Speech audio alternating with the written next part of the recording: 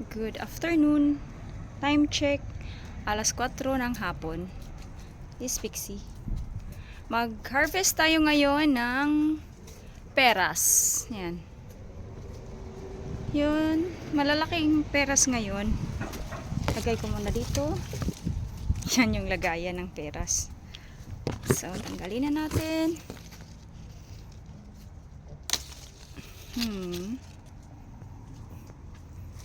One.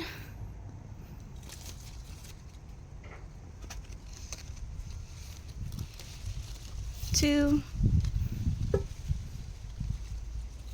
Ayan. Three.